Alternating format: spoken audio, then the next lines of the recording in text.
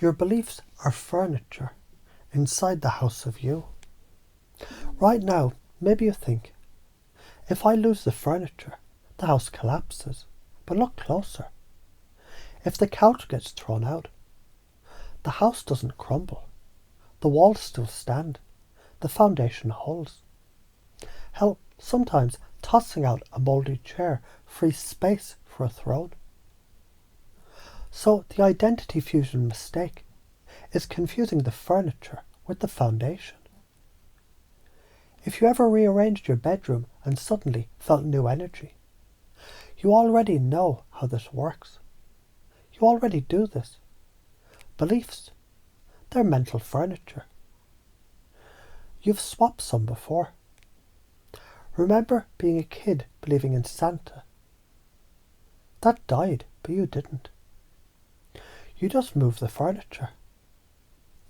Neuroscience calls this neuroplasticity. Your brain literally rewires. Old circuits prune, new ones grow. Beliefs, they're not your neurons. They're the patterns your neurons run. If one belief dies, the brain doesn't die. It adapts. Like water finding a new channel when the riverbank shifts. Here's the brutal reality. Clinging to a belief, like it's your soul. It's like chaining yourself to a sinking ship. Ships are meant to carry you for part of the voyage, not forever. Belief dies. Good, let it. You hold on too tight, you drown with it. That's karma. Resistance kills faster than change. A snake that refuses to shed its skin suffocates inside its old body. Beliefs are skin. Identity fusion is the snake saying, if my skin dies, I die. Bullshit. The snake lives because the skin dies. Beliefs are just tools, maps of reality. And maps aren't the territory. You are the territory. Notice when you say my belief. You already separate you from the belief. Linguistically, you reveal the truth. You own it. It doesn't own you. If loyalty and integrity matter to you, then real integrity means updating beliefs when they no longer align with truth. Otherwise, it's not integrity. It's stubbornness in disguise. And you can notice now how many times in your life you already let beliefs die and survive stronger. You can begin to realize the fear of letting go is often louder than the freedom that comes after. Each time you imagine losing your grip on an old belief, your unconscious builds resilience, like muscles that grow when fibers tear. If you practice this, your future self becomes anti-fragile, able to absorb shocks, adapt fast, flow like jazz.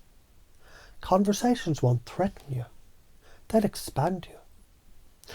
Relationships deepen, because you're not defending, but discovering. Refuse this, and you calcify, rigid, bitter, like an old man yelling at clouds, stuck in beliefs that died decades ago. That's the slow death of self before the body follows. Think of this. If my belief dies, I die. But when I change beliefs, I live differently. So am I dying or am I living? If I'm not my belief, then what the hell am I? And notice as your brain loops that paradox, something opens. A window where change sneaks in. The patterns that keep us stuck. All or nothing thinking. If this belief isn't true, nothing is true. Social fear. What will they think if I change? Ego protection. If I admit I was wrong, who am I? You've already survived all three.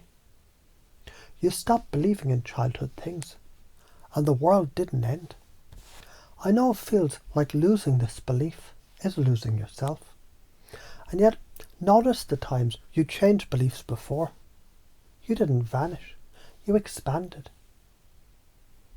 That same courage that kept you alive back then, it's alive now. Which means your identity is bigger than your belief. Which means you're free. Fuck the fear of losing beliefs. Beliefs are training wheels, not the bike. You're meant to ride free, not worship the plastic wheels. Stop dying on hills that aren't worth the gravel.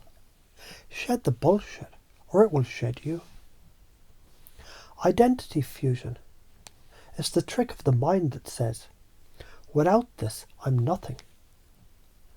But the truth, you're not the belief.